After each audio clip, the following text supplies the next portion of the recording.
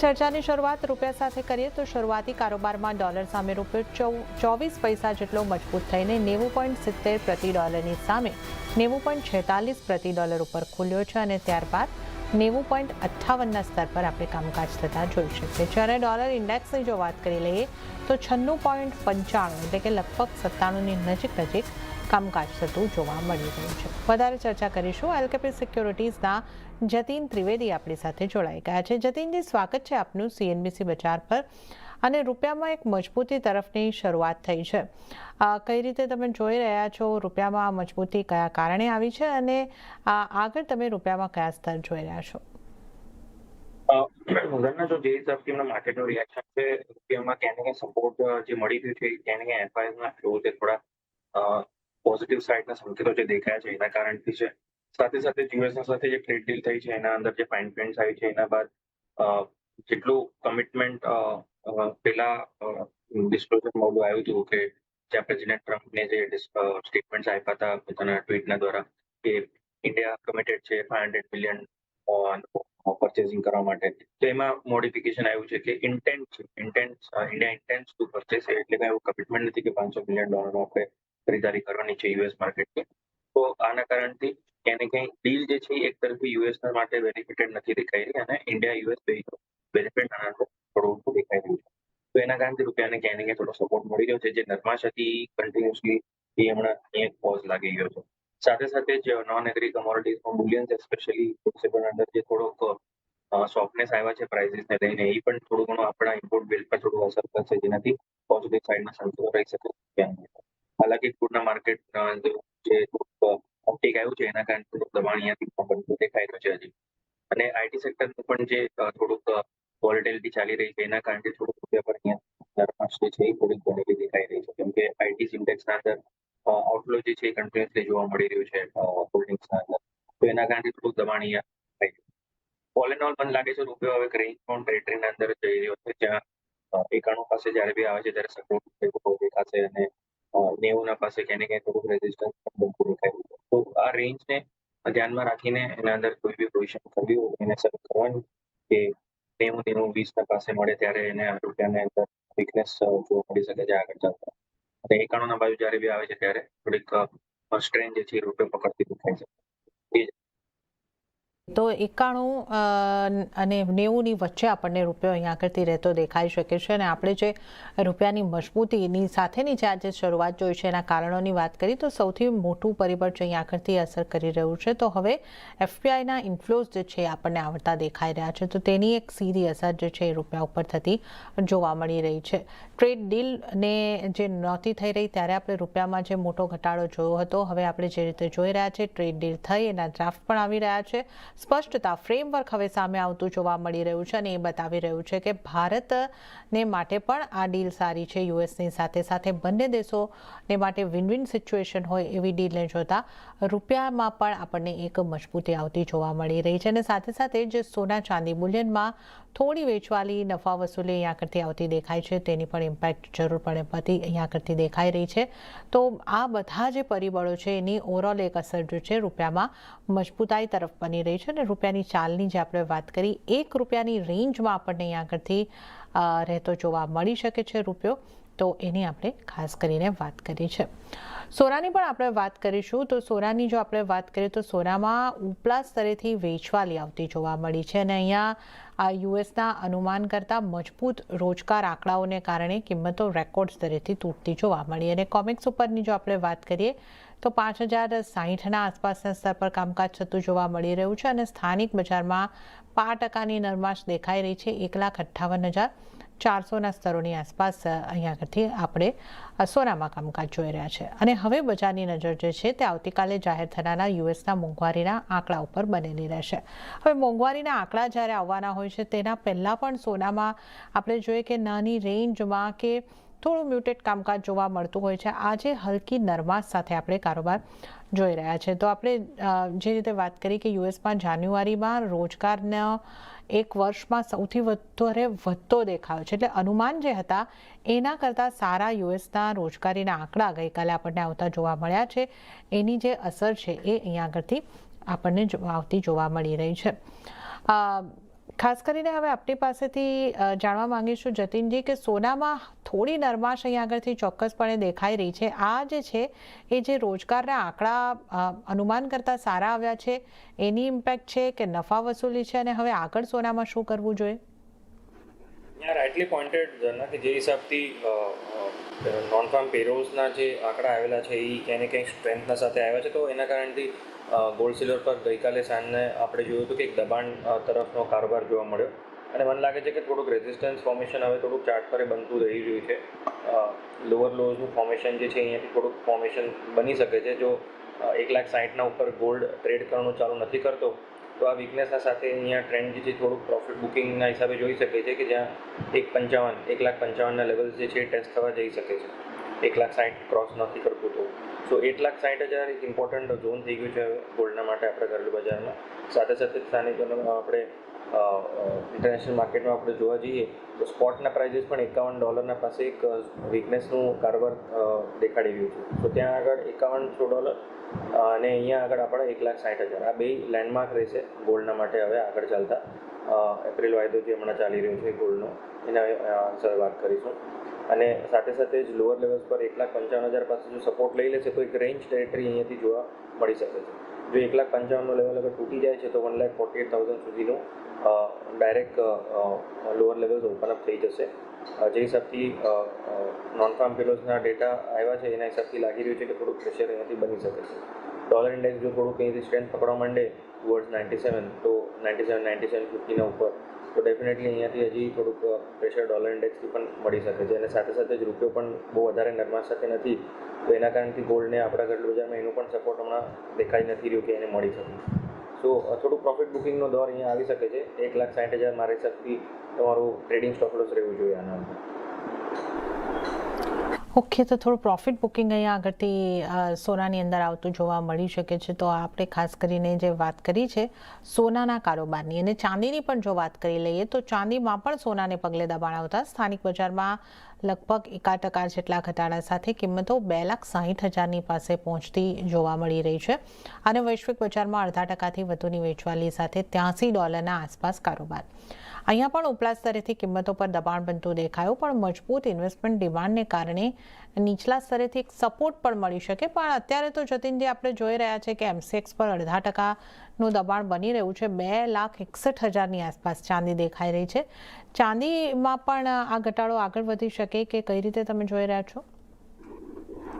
વોલેટિલિટીના સાથે અહીંયા કારોબાર બનેલું છે અને ચાંદી તો સૌથી વધારે વોલેટાઇલ હમણાં બનેલી છે. અપાર્ટ ફ્રોમ નેચરલ ગેસ જે નોન એગ્રીકલ્ચર કોમોડિટીઝના અંદર પ્રખ્યાત છે વોલેટિલિટી માટે. તો હવે નેચરલ ગેસને સાથે વિપરીત તો ચાંદીના અંદર જે વોલેટિલિટી છે એ પણ હાઈએસ્ટ પીક પર ચાલી રહી છે, અને હમણાં જે રેન્જ બની રહ્યો છે ચાંદીનો એ ક્યાંય ને ક્યાંય 2,75 હાયર સાઇડ પર અને 2,40,000 લોઅર એન્ડ પર. 2,40,000નું 2,45,000થી 40,000ના વચ્ચે સપોર્ટ લે છે, અને 2,70-2,75ના વચ્ચે ક્યાં ને ક્યાંય રેઝિસ્ટન્સ પણ લેતું દેખાઈ રહ્યું છે ચાંદીના પ્રાઇસીસ. તો સેલ ઓન રાઇઝની રણનીતિ અગર જો અપનાવે છે આપણે તો સ્ટોપ લોસ જે છે એ સીધું 2,75,000ના ઉપર જ બને છે. તો જે સારો લેવલ જે સેલિંગ માટે રહેશે એ ક્યાંય ને ક્યાંય 265થી લઈને 270ના વચ્ચે બની રહ્યું છે. ટ્રેડિંગ કોલ આના અંદર અમે લોકો અવોઇડ કરી રહ્યા છે હમણાં, ગિવન ધ ફેક્ટ જે વોલેટિલિટી હાઈ છે. એટલે સ્વિંગ ટ્રેડિંગના હિસાબે જો કોઈને લેવું હોય તો 270 ને 265ના વચ્ચે વ્યૂ પોઈન્ટ બની રહ્યો છે સેલિંગનો, અને હાયર સાઇડ પર 275નો સ્ટોપ લોસ છે. મોટા સિલ્વરની હું લેવલ્સ આપીશ જે હમણાં 2,62 પાસે ચાલે છે. રેકમેન્ડેશન એ રહેશે કે સિલ્વર મિનીના અંદર ટ્રેડ કરો, કેમ કે હમણાં રિસ્ક બહુ હાઈ છે. મોટા સિલ્વર બહુ મોટું તમને લોસ આપી શકે છે અગર જો સ્ટોપ લોસ હિટ થઈ જાય છે તો.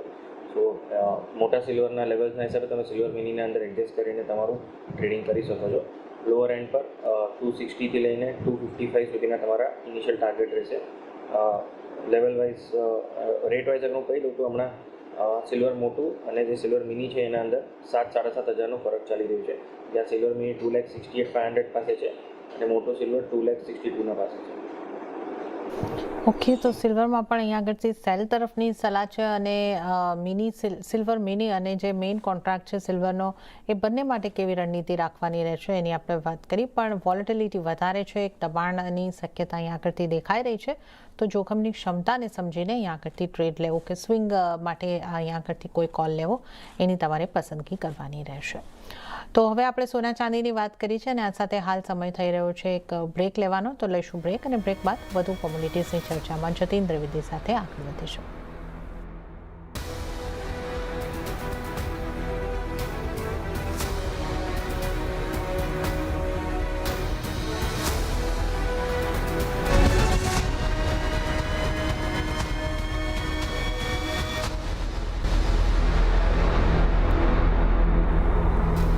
બ્રેક બાદ કોમોડિટી લાઈવમાં આપનું સ્વાગત છે અને આજે આપણી સાથે જતીન ત્રિવેદી જોડાયેલા છે. મેટલ્સના કારોબાર પર નજર કરીશું. તો સ્થાનિક બજારમાં બેઝ મેટલ્સ તરફથી મિશ્ર સંકેતો મળ્યા છે.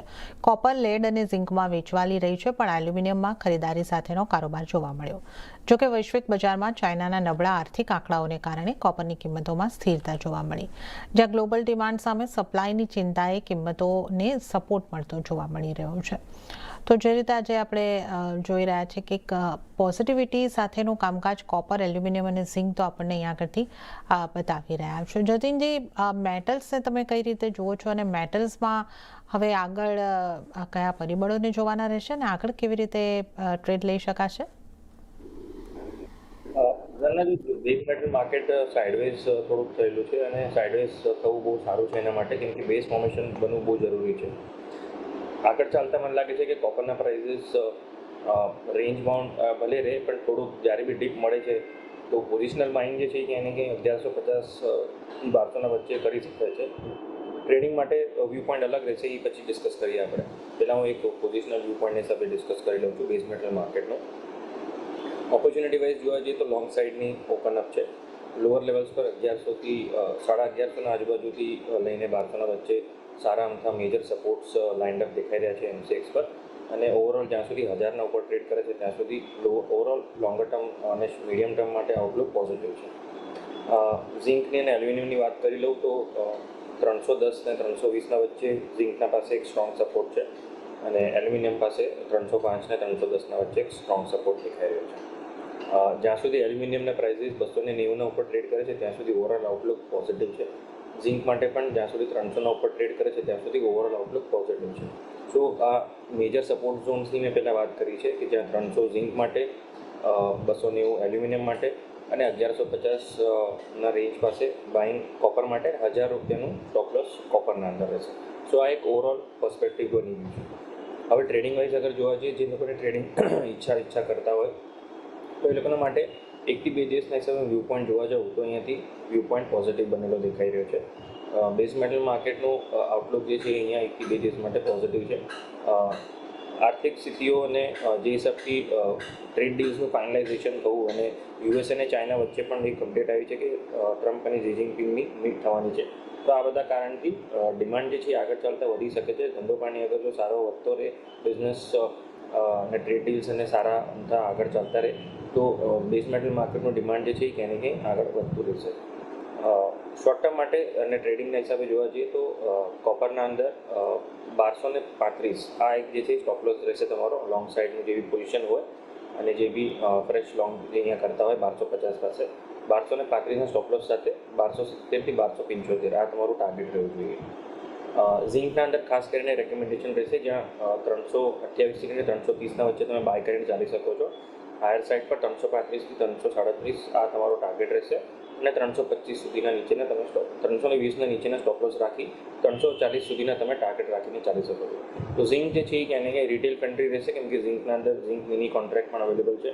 કોપર થોડુંક હેવી કોન્ટ્રાક્ટ છે, સો ટ્રેડર્સ લેવલ વાઇઝ જરૂર ફોલો કરે બેઝ મેટલ માર્કેટનું લેવલ સમજવા માટે. બટ ટ્રેડિંગ જે છે મારા હિસાબથી એલ્યુમિનિયમ અને ઝિંકના અંદર રાખવી જોઈએ, કેમ કે એના અંદર તમારું રિસ્ક એપેટાઇટ જે છે એ ઓછું રહે છે. જી. ઓકે, તો અહીંયા આગળથી કોપર અને ઝિંકમાં ટ્રેડિંગની જો આપણે વાત કરીએ તો ખરીદી કરીને ચાલવાની સલાહ બની રહી છે. કોપર માટે 1270 1275ના ટાર્ગેટ બની શકે છે અને સ્ટોપ લોસ 1235નો તમારે રાખવાનો રહેશે. અને ઝિંકની વાત કરીએ તો 340ના ટાર્ગેટ બની શકે છે, 320નો સ્ટોપ લોસ. તો ખરીદારી કરીને ઝિંકમાં પણ ચાલવાની સલાહ. હવે આપણે વાત કરી લઈએ ક્રૂડની, તો $70 પાર પહોંચ્યા બાદ ક્રૂડ ઓઇલમાં ઉપલા સ્તરેથી નફા વસૂલી આવતી જોવા મળી અને જ્યાં બ્રેન્ટના ભાવ $70 પાસે સ્થિર થતા જોવા મળી રહ્યા છે. નાઇમેક્સમાં પણ $64 પાર કારોબાર થતો જોવા મળી રહ્યો છે. MCX ક્રૂડ થોડી નરમાશ બતાવી રહ્યું છે, 5,882ની આસપાસ, 5% જેવી નરમાશ. અહીં આગળ US અને ઈરાનના વધતા તણાવથી કિંમતોને સપોર્ટ મળતો જોવા મળ્યો હતો. હવે તમે ક્રૂડને જતીનજી કઈ રીતે જોઈ રહ્યા છો? એક મજબૂતી બતાવ્યા બાદ અત્યારે આપણે જોઈએ તો થોડું ફ્લેટિશ કામકાજ બ્રેન્ટ ઉપર દેખાઈ રહ્યું છે. નાઇમેક્સ 5% જેવું મજબૂત છે, MCX 5% દબાણ બતાવી રહ્યું છે અને US અને ઈરાનની વચ્ચે આપણને સતત અપડેટ્સ મળતી દેખાઈ રહી છે. તો આ બધાની વચ્ચે ક્રૂડમાં આપણે કેવો આઉટલુક રાખીને ચાલવું જોઈએ? જેના outlook slight range bound to પોઝિટિવનો છે. બાય ઓન ડિપ્સનું માર્કેટ અહીંયા બનતું દેખાઈ રહ્યું છે ક્રૂડના અંદર. જ્યાં સુધી 5600ના લેવલના ઉપર ટ્રેડ કરે છે આપણા ઘરેલું બજારમાં, ત્યાં સુધી મને લાગે છે આઉટલુક પોઝિટિવ રાખીને જ ચાલવું જોઈએ. અને સાથે સાથે નાઇમેક્સ પણ $62ના ઉપર છે, ત્યાં સુધી મને લાગે છે આઉટલુક પોઝિટિવ જ રાખીને ચાલવું. સો પરિબળો જે US ને ઈરાનના વચ્ચેના જે તણાવ વધવાના છે એના કારણથી સપોર્ટ મળે છે, બટ ક્યાંય ને ક્યાંય ટોક્સ એવા આવી જાય છે વચ્ચે કે સુલા થશે કે આગળ તણાવ હજી ન વધતું દેખાય, તો એના કારણથી વચ્ચે પ્રોફિટ બુકિંગ પણ આવી જાય છે. તો આ બધા કારણથી વોલેટિલિટી થોડીક રહે છે માર્કેટના અંદર, બટ ગ્રેજ્યુઅલી અને સ્લોલી પ્રાઇઝીસ જે છે પોઝિટિવ સાઇડના સંકેતો આપી રહ્યા છે. સો ક્રૂડના અંદર લેવલ જે છે એ બાઇંગ માટે બની રહ્યું છે 5800ના પાસે પોઝિશનલી કોઈને બાય કરવું હોય તો, અને સ્ટોપલોસ જે છે 5600ના નીચેનું રહેશે. ટાર્ગેટ જે છે ક્યાંય ને ક્યાંય 6000થી 6200ના રેન્જના અંદર રાખીને ચાલી શકાય છે, કે જે હિસાબથી આઉટલુક બની રહ્યો છે એ હિસાબથી પોઝિટિવિટીના સાથેના સંકેત જ દેખાઈ રહ્યા છે ક્રૂડ ઓઇલના માર્કેટના અંદર. ડેટા વાઇઝ જોઈ જોઈએ તો ઇન્વેન્ટરી વાઇઝ પણ કોઈ વધારે અહીંયા એવું નથી દેખાઈ રહ્યું કે બહુ વધતી દેખાઈ રહી હોય કે જેનાથી એકદમથી સ્ટ્રોંગ પ્રેશર બની જાય. તો એના કારણથી પણ ક્યાંય ને ક્યાંય થોડુંક સપોર્ટ અહીંયાથી મળતો દેખાઈ રહ્યો છે ક્રૂડ માર્કેટના અંદર. તો બાઇંગની સલાહ રહેશે. તો બેઝ મેટલ અને ક્રૂડ એનર્જીમાં બાઇંગ સાઇડની સલાહ છે. ગોલ્ડ, સિલ્વર અને નેચરલ ગેસ ક્યાંય ને ક્યાંય થોડુંક વીકનેસના સાથે સેન્ટિમેન્ટ દેખાડી રહ્યું છે, બટ નેચરલ ગેસ પર આઈ થિંક પોઝિટિવ આઉટલુક બની શકે છે ગિવન ધ ફેક્ટ જે ટ્રેન્ડ એના અંદર ચેન્જ થાય છે. ઓકે, તો ખરીદીની સલાહ ક્રૂડમાં તો બની રહી છે 6,000-6,200ના ટાર્ગેટ માટે, અને નેચરલ ગેસ પર પણ આપે કહ્યું કે પોઝિટિવ આઉટલુક, તો ત્યાં કેટલા ટાર્ગેટ બની શકે? જેના જે હિસાબથી નેચરલ ગેસનું પ્રાઇસીસ વીકનેસ સાથે કન્ટિન્યુઅસલી ટ્રેડ કરતું જોવા મળ્યું છે આપણને, ક્યાંય ને ક્યાંય થોડુંક ઓવરસોલ્ડ દેખાઈ રહ્યું છે હમણાં ટેમ્પરરી. હાલાકી ઇનલાઇન છે ફંડામેન્ટલ છે એના હમણાં જે હિસાબથી વિન્ટર સેશનનું અપડેટ્સ રહ્યું છે, but I think natural gas થોડુંક ઓવરસોલ્ડ દેખાઈ રહ્યું છે. સો ટેકનિકલી એક બાઉન્સ બેક એક્સપેક્ટ કરું છું ટુવર્ડ્સ 300-305 સુધી. ત્યારબાદ એના અંદર પાછું રિવ્યૂ લેવું પડશે, બટ સ્ટોપલોસ સ્ટ્રિક્ટલી મેન્ટેન કરવાનું રહેશે કેમ કે હાઈલી વોલેટાઇલ કાઉન્ટર છે. તો 280ના સ્ટોપલોસ સાથે 305 સુધીના ટાર્ગેટ રાખીને ચાલી શકો છો.